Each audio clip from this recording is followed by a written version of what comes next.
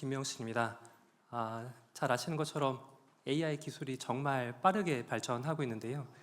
사실은 AI 기술 못지않게 AI 관련된 규범도 전 세계적으로 굉장히 빠르게 변화 발전하고 있습니다.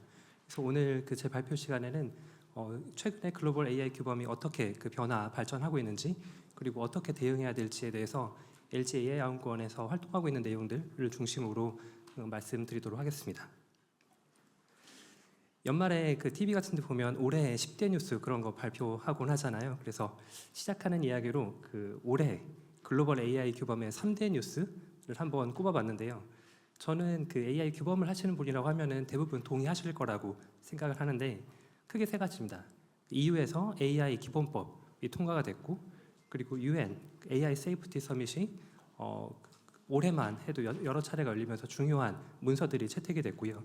그리고 지난달에 미국에서 트럼프 대통령이 당선됐습니다. 한 가지씩 조금 말씀드리고 싶은데요. 올해 상반기 가장 뜨거웠던 뉴스는 EU의 AI법 통과였습니다. 잘 아시는 것처럼 이게 전 세계적으로 AI 관련된 최초의 구속력 있는 법률입니다. 채택은 됐지만은 본격적으로 제대로 발효가 되려면 2년이라는 시간이 아직 남아있긴 합니다. 여러 가지 굉장히 긴 문서거든요. 핵심적인 키워드를 꼽으라면은 위험 기반의 규제라고 할 수 있습니다. 크게 네 가지 위험으로 나누었는데, 허용 불가능한 위험, 고위험, 제한된 위험, 최소 위험으로 해서 사실은 디테일하게 여러분들이 다 아시기는 어려우겠지만은 EU AI 기본법은 이것저것 다 가지를 치고 나면은 핵심이 되는 줄기는 고위험 AI를 식별해내고 고위험 AI에 해당하는 제품과 서비스에 대해서 어떻게 규제, 의무사항을 부과할지, 처벌 조항을 부과할지에 대한 내용이라고 이해하시면 가장 간단할 것 같습니다. 그래서 EU AI 액트 상에 고위험 AI로 분류되는 제품이나 서비스는 반드시 적합성 평가 혹은 기본권 영향 평가를 받고 거기에 대한 인증 마크를 받아야지만이 시장에 출시돼서 소비자들이 구매할 수 있게 그렇게 제도화되어 있습니다. 그런데 여기서 문제라고 될까요? 아직 조금 불명확한 점은, 고위험 AI에 해당하면 적합성 평가 혹은 기본권 영향 평가를 받아야 된다고 말씀드렸지만 아직 이 평가를 어떤 기준으로 어떻게 해야 될지에 대해서 나온 내용이 없습니다. 이 내용은 현재 EU 안에서 내부적으로 논의 중에 있고요. 그래서 이 부분을 계속 우리가 모니터할 필요가 있고요. 그리고 특징적인 게 처벌 규정입니다. 만약에 위반할 경우에는 최대 3,500만 유로 혹은 전 세계 매출의 7%에 해당하는 굉장히 큰 벌금을 부과하도록 되어 있기 때문에 그래서 전 세계에서 EU 시장에 영향을 미치는 AI 기본법에 주목을 하고 있습니다. 아시는 분들은 많이 아실 텐데 2018년도에 EU에서 GDPR이라는 개인정보 관련된 보호 규정이 채택이 됐거든요.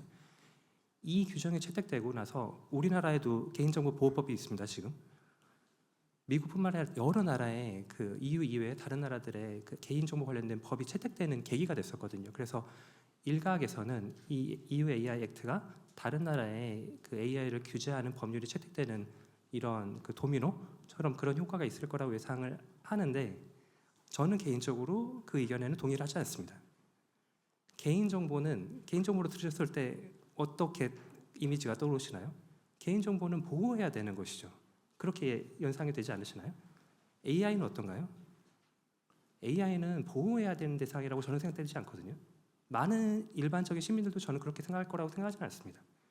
오히려 이 AI를 어떻게 활용하면서도 위험을 완화할 것인가가 목표가 될 것이라고 생각을 하기 때문에 EU에서는 굉장히 규제 지향적인 방향으로 갔지만 아마도 미국이 그러하지 않고 중국도 그러하지 않고 다른 많은 나라들이 좀 다른 방향으로 가기 때문에 좀 이따 후반부에도 말씀드리겠지만은 전 세계적으로 AI 관련된 규범은 분절화되는 방향으로 갈 가능성이 매우 크다라고 생각이 됩니다.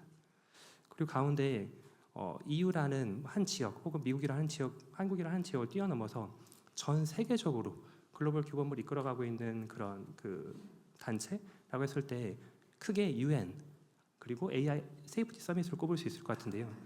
이 두 파티의 공통점은 화두가 조금씩 변화하고 있다는 확장이라고 해야 될까요? 최초에 AI 관련된 이런 규범 논의할 때는 안전성이 가장 높은 화두였습니다. 챗GPT가 2022년 11월 달에 출시가 되고 전 세계 사람들이 놀라운 겁니다. 어쩌면 사람들이 통제할 수 없을 정도로 빠르게 발전하는 AI 때문에 인류가 위협을 받을 수도 있겠다. 어떻게 이 안전성을 담보하면서 기술 개발을 할 수 있을지에 대한 그런 규범 논의가 집중됐다고 하면은 시간이 조금씩 지나고 나면서 약간씩 이제 이성을 찾기 시작한 거죠. 그러면서 오히려 어쩌면 더 큰 문제는, 더 큰 위험이라고 있는 거는 이렇게 뛰어난 AI 기술을 누릴 수 있는 국가, 집단, 사람과 그렇지 못한 집단 간의 이 격차가 벌어지는 게 오히려 더 큰 위험을 불러올 수 있지 않을까? 원래 양극화가 심화되면은 사회적인 불안, 전 지구적인 불안이 심화될 수밖에 없잖아요. 그래서 유엔과 AI 세이프티 서밋의 논의가 최초에는 아젠다가 안전에 집중했지만은 올해 들어서는 포용이라는 키워드로 확장이 되는 변화의 모습을 보이고 있습니다. 그리고 마지막으로 11월 달 지난달에 미국에서 트럼프 대통령이 당선된 게 AI 규범에 엄청난 영향을 미칠 걸로 예상이 되고 있는데요. 그 바이든 정부에서는 작년 10월 달에 AI 행정명령이라는 걸 발표했었습니다. 주요 내용은 기업을 규제하는 게 아니라 미국에 있는 여러 공공기관, 연방기관들한테 AI 관련된 그런 그 기술을 정부 서비스에 조달하는 과정에서 반드시 일정 수준의 안전성 테스트 같은 것들을 해야 된다라는 거였거든요. 그러면 간접적으로 기업들한테 영향을 미치겠죠. 그 연방정부 그 서비스에 입찰하는 기업들이 그 기준을 지켜야 되니까. 그러니까 이런 식으로 간접적인 규제를 했었는데 트럼프 대통령이 그 대선 과정 중에 바이든이 발표한 AI 행정명령 철회하겠다라는 얘기를 했거든요. 그래서 아마 취임하고 나서 얼마 안 있다가 이 행정명령은 철회될 거로 예상이 되고 아시는 것처럼 이번에 트럼프 대통령이 당선된 것뿐만 아니라 미국에서 하원, 상원 같이 선거가 있었는데 전부 다 공화당이 이겼습니다. 그 얘기는 행정명령은 사실은 법적인 구속력이 없거든요. 대통령 임기 끝나면 바로 철회가 가능한 건데 하원과 상원을 장악했다는 얘기는 법을 만들 수 있다는 얘기입니다. 미국에서 굉장히 오히려 규제 수준이 낮고 산업진흥을 전면에 내세우는 AI 관련된 법이 통과될 수도 있다라는 이야기인 거죠. 그런데 여기서 우리가 조금 간과하면 안 되는 부분이 트럼프는 이미 대통령을 두 번째 임기를 시작하는 대통령입니다. 그 얘기인즉슨 재임이 불가능한 대통령이고 트럼프가 임기를 시작하고 나서 2년 뒤에는 중간선거라는 게 있습니다. 미국에서.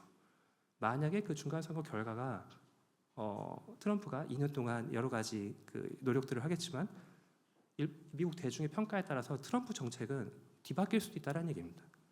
그래서 오히려 우리가 미국을 바라볼 때 주목해야 될 거는 미국 AI 규범이 어떻게 변화하는지도 집중을 해야 되지만은 그에 못지않게 어떤 부분이 민주당, 공화당 이 정권 교체에 상관없이 지속되고 있느냐? 오히려 이 부분을 저는 집중해서 봐야 될 필요가 있다고 생각이 됩니다. 민주당이나 공화당 모두 변함없이 주장하고 있는 것은 AI는 국가 안보 자산이라는 겁니다. 바이든 정부가 지지난달입니다. 10월 24일에 AI 국가 안보 각서라는 걸 발표했거든요. AI를 핵무기급 자산으로 국가 안보 자산으로 그 인식을 하고 이 기술 개발을 위해서 노력하겠다는 겁니다. 그리고 여러 조항들이 있는데 제 눈에 가장 띄었던 조항은 미국의 AI 안전연구소라는 곳이 설립이 됐는데 거기서 180일 이내에 미국에 있는 미국 빅테크가 발표한 가장 우수한 성능의 프론티어 AI 모델 2개를 평가해서 그게 미국 국가 안보에 영향을 미치는지에 대해서 보고하도록 되어 있습니다. 여기까지가 이 국가 안보 각서에 담긴 내용인데 제가 이 다음 스텝을 예상해 보자면 이렇습니다. 2개의 최우수 프론티어 모델의 성능을 평가해서 국가 안보에 위협될 가능성이 있다라고 발표를 하는 거죠. 구체적인 내용은 발표하지 않습니다. 국가 안보에 위협을 미칠 수 있기 때문에. 그러면 그 다음 스텝은 뭘까요? 그렇게 최고 성능이 국가 안보에 위협을 미칠 수 있다고 하면은 이런 기술은 미국 외로 유출되면 안 되죠. 절대 안 되죠. 너무나 당연한 얘기인 거잖아요. 그 얘기는 최고 성능의 AI 모델은 앞으로 미국만 쓰게 될 가능성이 있다는 얘기입니다. 미국 내에서. 트럼프 정부는 더하죠. 더하면 더했지 바이든보다 덜할 리가 없죠. 국가안보 그리고 중국 견제가 제1의 아젠다인데 AI 모델이 이렇게 빨리 발전할 수 있었던 중요한 이유 중에 하나는 AI 모델은 오픈 소스로 풀리기 때문이거든요. 뭐 메타가 발표하는 라마라는 모델은 오픈 소스로 계속 발표하고 있습니다. 그런데 지난달에 그 뉴스가 나왔는데 중국의 국방부, 이름은 정확하지 모르겠습니다. 국방부 뭐 인민무력부 그런 거였던 것 같은데요. 그쪽에서 메타의 라마 오픈 소스 모델을 활용해서 국방 챗봇을 만들었습니다. 이게 엄청나게 큰 이슈가 됐었거든요. 이 얘기인즉슨 만약에 미국이 최고 성능의 AI 모델에서 계속 오픈 소스를 허락한다라고 하면 이게 중국에도 넘어갈 수 있고 중국에서 어떤 식으로 쓰일지 모른다는 얘기죠. 오히려 그게 미국 국가 안보에도 위협이 될 수 있고, 지금 이미 반도체 같은 경우는 수출 규제를 하잖아요.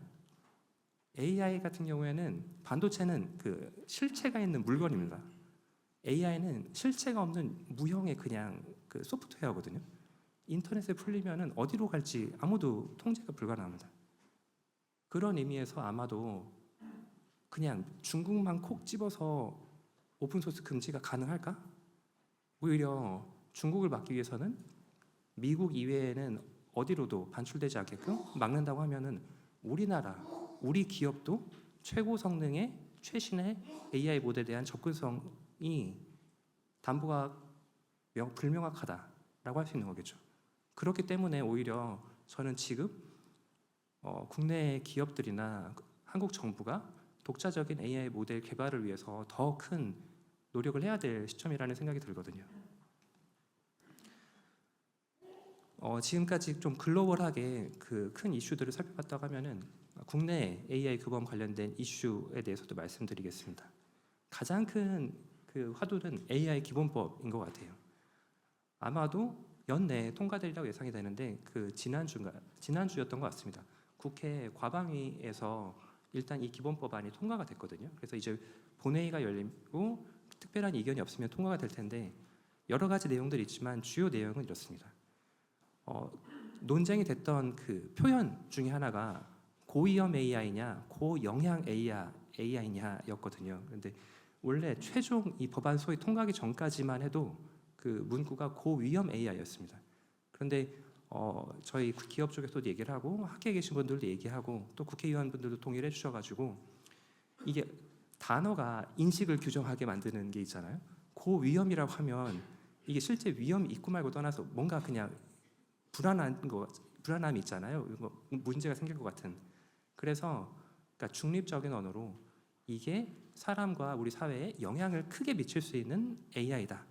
그러니까 그러면 이게 뉴트럴한 그 접근인 것 같아가지고 고영향 AI라는 그 표현을 바뀌었고, 고영향 AI라 함은 예를 들면 먹는 물이나 뭐 범죄 수사나 원자력, 뭐 에너지 같은 분야에서 사람의 생명이나 신체 안전, 기본권에 중대한 위협을 미칠 수 있다고 판단되는 AI가 고영향 AI로 규정이 됐습니다.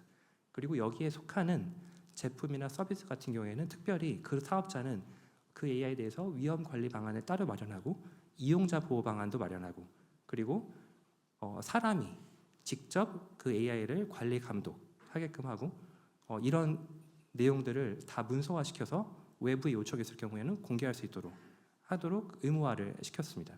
그리고 생성형 AI, 뭐 딥페이크 관련된 이슈가 계속 많은데 그런 우려나 염려를 좀 불식시키고 하자는 의도에서 워터마크, 그 생성 AI로 생성됐다라는 그런 식별 가능한 워터마크를 반드시 삽입하도록 했고요. 그리고 국가기관에서 만약에 고영향 AI 관련된 제품이나 서비스를 사용하게 될 때에는 반드시는 아닙니다. 우선적으로 AI 검인증을 받았거나 영향평가를 받은 그런 사업자를 우선 선발하도록 규정을 했습니다. 아직 최종 통과가 되진 않았습니다.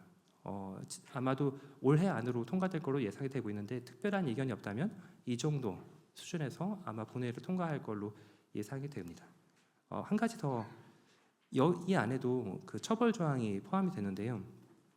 만약에 지금 말씀드린 이런 사항들을 그 사업자가 위반할 경우에는 과기부가 그 사업장을 그 방문해서 그 장부나 서류 같은 것들을 조사할 수 있는 권한을 갖게 됐습니다. 그리고 시정 조치를 요구하고 만약에 시정 조치에 따르지 않을 경우에는 3천만 원 이하의 과태료를 부과하도록 되고 있고요. 사실은 크진 않습니다. 과태료가 상징적이라고 할 수 있죠. 그리고 기업 입장에서는 이 벌금에 대한 부담보다는 오히려 이런 처벌을 받게 됐다고 하면 언론에 당연히 보도가 될 거기 때문에 과연 이게 신뢰할 수 있는 AI 제품 혹은 서비스냐, 거기에 대한 이제 고객들의 신뢰를 잃게 되는 문제 때문에 아마 이런 의무 사항에 대해서는 최선을 다하도록 노력하지 않을까 싶습니다. 네, 지금까지 큰 틀에서 글로벌 그리고 국내 AI 규범이 현재 어떤 상황인지에 대해 말씀드렸고요. 그러면 앞으로 2025년에는 어떻게 나아갈까에 대해서 몇 가지 예상을 해보자면은, 첫 번째는 말씀드렸던 것처럼 글로벌 AI 규범의 분절합니다. 전 AI 규범을 AI 기술도 마찬가지지만은 AI 규범을 이끌어가는 전 세계의 세 축이 있다라고 보거든요. 미국, 중국, 유럽입니다. 미국의 AI 규범의 핵심적 특징을 한마디로 요약하면 혁신 지향의 자율 규제입니다. 혁신이 우선입니다. 규제보다. 그리고 법적으로 강제하는 규제보다는 기업들이 자율적으로 할 수 있도록 하는 게 방향이고, 유럽은 포괄적인 법적 규제, 특히 인권 침해되지 않도록 한다. 중국은 규제가 없는 것처럼 혹시 생각하실 수 있는데 생각보다 규제가 강합니다. 딥페이크 같은 경우에는 굉장히 강력한 규제를 적용하고 있습니다. 이유는 중국은 사회주의 국가잖아요. 만약에 딥페이크 같은 것들을 제대로 통제하지 못해서 시진핑의 얼굴을 한 누군가가 잘못된 메시지를 인터넷상에 뿌린다고 하면은 체제에 혼란을 가져올 수 있겠죠. 그래서 사실은 굉장히 많은 부분이 규제가 없는 듯하나 이 체제를 위협할 수 있는 그런 특정 영역에 대해서는 굉장히 규제를 강하게 하는 이제 제한적인 핀셋 규제라고 이해를 하시면 될 것 같아요. 그래서 이제 미국이나 중국, 유럽뿐만 아니라 다양한 국가들이 사실은 다 자기의 국익이나 사회적인 그런 문화적인 가치, 그리고 자기가 갖고 있는 AI 기술 수준에 따라서 본인들에게 유리한 AI 규범을 만들어 가고 있는 겁니다. 그리고 이게 트럼프가 당선이 되면서 오히려 이 분절화는 더 심해질 수밖에 없을 거로 예상이 돼요. 하지만 아이러니하게도 이 분절화가 심해지면 심해질수록 AI 이 제품이나 서비스에 대한 상호 인증의 필요성은 더 커질 걸로 예상이 됩니다. AI 제품이나 서비스는 우리나라에서만 팔려고 기업에서 만드는 게 아니잖아요. 미국 빅테크도 마찬가지고 중국의 빅테크도 마찬가지입니다. 결국은 좋은 AI 제품이나 서비스를 한국뿐만 아니라 해외 시장에서도 판매를 해야 되는데, 그러기 위해서는 인증을 받아야 되겠죠. 어떻게 하면 이 국가와 국가 간에 이 인증을 서로 교차 인증해 줄 수 있도록 할 것이냐, 아마 이게 굉장히 큰 화두가 될 거라는 예상이 들고요. 두 번째는 자율 규제입니다. 앞서서 트럼프 대통령이 당선되면서 규제 같은 게 굉장히 완화될 거라고 말씀드렸지만은, 냉정하게 말씀드리면 바이든 정부에서도 그렇게 규제 많지 않았습니다. 빅테크를 대상으로 하는 규제는 거의 없었습니다. 그리고 빅테크나 AI 기업 입장에서는 규제가 완전히 사라지는 게 기업의 이해에 그렇게 부합하지 않습니다. 기업 입장에서는 정부나 공인된 기관이 만들어 놓은 어느 정도 수준의 규제 라인, 평가 인증 라인을 넘어서고 그걸 정부로부터 공인을 받고 나서 시장에 AI 서비스나 제품을 출시했을 때 안심이 되는 거죠. 만약에 이 단계가 없다고 하면은 잘못된 서비스나 제품이 나오면 그 책임을 오롯이 다 기업이 안아야 되는 거잖아요. 그래서 실제로 지금 빅테크도 미국의 AI 안전연구소가 이런 평가 관련된 활동들을 지금 기준을 만들고 있는데 굉장히 협조적이고 앞으로도 협조적으로 나갈 거라고 얘기를 하고 있습니다. 그러니까 그런 걸 봤을 때 그리고 만약에 이런 잘못된 문제가 발생한다고 하면은 AI 기업 입장에서는 자칫 여론이 이렇게 형성될 수 있잖아요. 그러니까 이것 봐라, 이러니까 규제가 있어야지, 규제를 더 세게 해야지. 오히려 이런 여론이 형성될 수 있기 때문에 일정 수준의 자율 규제 노력은 소홀히 할 수 없다. 그건 저희도 마찬가지고 다른 AI 기업도 좀 마찬가지일 거라고 봅니다. 그리고 세 번째는 AI의 일상화입니다. 그러니까 지금까지는 이런저런 굉장히 신기한 기술들이 등장하고 그런 것들이 약간 테스트용으로 시중에 보여지고 약간 테스트용으로 시민들이 썼다고 하면은 올해는 내년이네요. 내년부터는 여러 AI 제품에서 실제로 제품이나 서비스에서 AI가 도입될 거라고 보는데, 그러니까 이렇게 AI가 도입이 많이 되면 될수록 일반 시민들이 AI 기술을 쉽게 사용할 수 있게 되잖아요. 그러면 문제가 시민들이 AI를 악용하거나 오용하는 것들에 대한 이 문제들이 여기저기서 터져나올 수가 있는 거죠. 그래서 오히려 지금까지는 기업한테 어떻게 하면 AI 윤리를 지키고 AI 안전성을 담보할 수 있을지에 대한 그 논의가 초점이었다면은 앞으로 내년이나 이후부터는 이용자들이 어떻게 하면 그런 AI 윤리를 지켜나가게 할지에 대한 논의가 조금 더 그 무게가 더 실리지 않을까라는 예상이 들고요.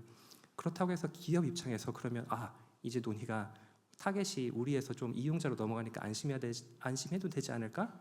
전혀 그렇지 않다 봅니다. 이용자가 AI 기술이나 서비스를 오용, 악용해가지고 누군가한테 피해가 입게 되면 그거 역시 기업들이 일정 부분을 책임져야 되는 거기 때문에 어떻게 하면 기업 입장에서는 이용자 보호를 위해서 어떤 활동을 해야 될까에 대한 더 고민을 많이 해야 되는 상황이라고 보여집니다. 마지막으로 격차 확대인데요.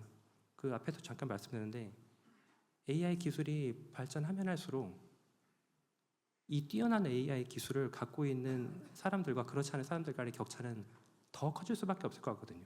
양극화는 더 심화될 겁니다. 안타깝지만. 그러면 사회적으로 당연히 이제 그 문제가 되는 그 의식은 이 격차를 어떻게 하면 줄일 것인가. 그리고 AI 기업은 거기에 대한 일정 수준의 책임이 없는 것인가.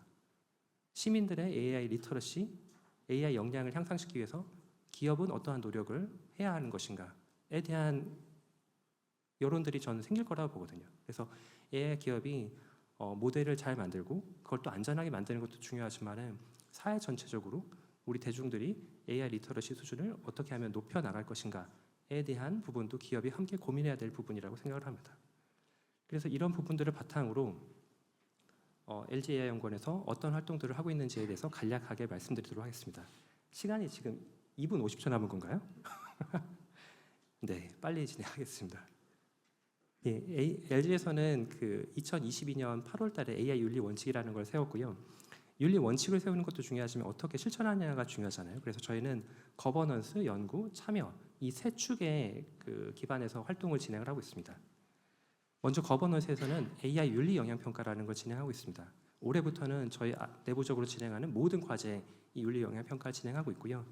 크게 세 파트로 나눠지는데 어떤 잠재적인 위험이 있는지 식별하고 그 문제를 어떻게 개선할 수 있는지에 대해서 그 해결 방안들을 마련한 다음에 우선순위를 정하고 담당자 그리고 기한을 설정한 다음에 맨 마지막에 이행됐는지 안 됐는지 확인하고 모든 것들을 문서화하는 겁니다. 문서화하는 이유는 혹시라도 뜻하지 않게 문제가 생겼다고 하면 거기에 대한 책임이 그러니까 그 문제가 어디서 발생했는지를 파악하려면 기록이 있어야 되는 거잖아요.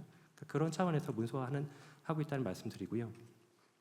그리고 이게 올해 저희가 진행한 그 윤리 영향 평가에 대한 결과인데 저희가 내년 1월 말에 그 책무성 보고서라는 걸 발간할 예정이거든요. 그래서 자세한 내용은 그 책무성 보고서를 보시면 나오게 될 겁니다. 그리고 저작권 문제가 이슈가 되고 있는데 그런 저작권 문제가 없는 데이터를 사용할 수 있도록 저희가 데이터 거버넌스를 만들어서 운영을 하고 있고요. 이 부분에 대해서도 내년 1월 달에 책무성 보고서에서 다 디테일한 내용들도 공개될 예정입니다. 그리고 표준 얘기가 앞선 발표자 그 내용에서도 많이 나왔었는데 어떤 표준이 만들어지고 있는지 모니터링하고 그것들을 잘 따라가는 것도 중요하지만은 전 표준을 함께 만들어 나가는데 그 역할을 하는 게 어떻게 보면 표준을 따라가는 것 못지않게 중요하다는 생각이 들거든요. 그래서 전 세계적으로 AI 윤리 관련된 인증을 그 만들고 있는 곳이 ISO, IEEE 이 정도 기구들인데 저희는 그 올해 9월달에 IEEE 그 표준협회하고 그 파트너십을 맺어가지고 AI 윤리 관련된 인증, 그 평가 그런 것들을 직접 저희가 해나갈 수 있도록 지금 그 협력하고 있습니다. 그리고 저희가 다양한 그런 연구도 진행 중인데 의도치 않게 개인정보라든지 민감정보가 학습되었을 경우 그 관련된 데이터만 선별적으로 삭제하는 언러닝 그 연구를 진행을 하고 있고요. 그리고 답변이 최대한 안전하게 그 비윤리적인 답변이 없도록 하는 연구 그리고 AI로 만들어진 생성 이미지인지 그런 것들을 판별할 수 있는 그런 연구도 진행을 하고 있습니다. 아직 완벽한 수준은 아니지만은 이런 연구들을 계속 이용자 보호 차원에서 진행을 하고 있다라는 말씀드리고요. 그리고 엑사원 저희 생성 AI 모델인데 모델로 만들어진 그런 이미지 같은 경우에는 반드시 뭐 created by 엑사원 혹은 inspired by 엑사원이라는 것들을 워터마크 삽입해서 식별할 수 있도록 하고 있고요. 그리고 AI라는 게 뭐 엄청난 기술인 것 같지만 결국은 사람이 만드는 거잖아요. 그러면 이 AI 기술을 만드는 사람들이 얼마나 AI 윤리 인식을 가지고 있느냐에 따라서 그 제대로 된 올바른 그 신뢰할 수 있는 AI가 만들어지냐 아니냐가 좌우되기 때문에 저희는 매해 봄마다 AI 윤리 인식 조사를 하고 있고요.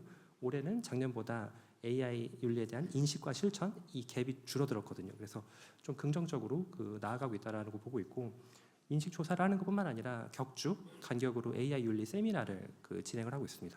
저희 연구원들이 직접 주제를 정해서 발표를 하고 서로 그 내용에서 토론하고 우리 연구원에 어떻게 이런 것들을 적용할지에 대해서 논의하는 시간이라고 보시면 될 것 같습니다. 그리고 아까 그 포용성 격차 말씀드렸는데 결국은 일반 시민들이 성숙한 AI의 사용자가 되고 나아가서 이 AI에 대해서 좀 비판적인 감시자가 되는 게 굉장히 중요하다고 생각이 들어서 저희는 매년 3만 명 가까운 뭐 초중고학생, 대학생, 직장인 대상으로 양질의 AI 교육을 무상으로 제공을 하고 있습니다. 그리고 그 국내적인 활동뿐만 아니라 해외에서 해외 그런 여러 국제기구들과도 협력을 하고 있고요. 예를 들면 작년 11월에는 그 전 세계 AI 윤리 관련된 그 규범을 이끌어가고 있는 유네스코랑 파트너십을 체결하기도 했고 지난달에는 제네바 출장을 다녔었는데요. 그 UN 인권 최고대표 사무소에서도 신기술과 인권에 대한 굉장히 그 가이드라인 같은 것들을 만들고 있어가지고 저희 사례를 발표하고 그 과정에 그런 규범이 만들어지는데 LG의 사례들이 녹여들 수 있도록 그 목소리를 내고 있습니다. 그리고 유네스코와는 지금 전 세계 그 시민들하고 AI 개발자, 연구자 등을 대상으로 하는 AI 윤리 그 무크를 제작 중에 있거든요. 그래서 2026년 상반기 중에 무상으로 유네스코 플랫폼을 통해서 공개될 예정입니다. 그리고 이 모든 내용들을 다 종합해서 그 매년 그 1월달에 AI 윤리 책무성 보고서를 발간하고 있는데요. 이거는 작년에 저희가 발간했던 내용이고 이 모든 내용들이 이 가운데 있는 건 유네스코 AI 윤리 권고거든요. 그리고 이쪽에 있는 게 대한민국 AI 윤리 기준인데 저희가 하는 활동들이 유네스코 권고, 그 대한민국 AI 윤리 기준에 어떤 조항에 부합하게 활동을 하고 있는지 이 페이지를 보시면은 각 조항에 해당하는 저희의 활동들을 다 살펴볼 수 있도록 이렇게 보고서를 발간을 하고 있습니다. 예, 이 정도로 제 발표 마치도록 하겠습니다. 감사합니다. 네, 잘 들었습니다. 수석님께도 저희가 질문 드리겠습니다. 최근 이슈되고 있는 생성형 AI를 이용한 딥페이크 오남용으로 인해서 사회적 문제가 되고 있습니다. 생성형 AI를 긍정적으로 활용하기 위해서 가장 필요한 부분이 어떠한 걸까요? 네, 그 크게 뭐 세 축에서 정부의 차원에서는 관련된 그 규제나 의무사항 같은 걸 만들어내는 게 중요할 거라 보는데 아까 법안 설명에서 말씀드렸던 것처럼 생성 AI에서 그 워터마크 반드시 넣도록 했기 때문에 그런 게 일단 기초적으로 된 것 같고요. 그리고 기업 입장에서 그런 것들을 제도화, 그 위험 관리나 그 AI 윤리 영향 평가 같은 것들을 실천할 필요가 있는데 LG에서는 이미 하고 있고 다른 기업들도 그런 것들을 좀 적용할 필요가 있을 것 같고요. 사실은 그거보다 더 중요한 건 전 개인들인 것 같습니다. 결국 사용자. 저는 AI 이 시대에 일반 시민들은 더 이상 그냥 소비자가 아니라고 생각을 하거든요. 일반 시민들은 데이터 생산자이고 콘텐츠 크리에이터이고 인플루언서이기도 합니다. 그러니까 이분들이 AI 기술을 어떻게 사용하냐에 따라서 굉장히 커다란 그 혜택을 만들어낼 수 있지만 굉장히 큰 사회적인 부작용을 만들어낼 수 있기 때문에 일반 시민들이 AI 리터러시를 높일 수 있도록 하는 그런 교육이라든지 그리고 스스로 본인이 AI 윤리의 실천의 주체라는 것들을 좀 깨닫게 되는 게 일정 시간이 필요하긴 하겠지만은 아마 좀 같이 그렇게 돼야지 사회적으로 좀 성숙해지지 않을까라는 생각이 듭니다. 네, 마지막을 훌륭한 강연으로 장식해 주신 수석님께 다시 한번 큰 박수 부탁드리겠습니다.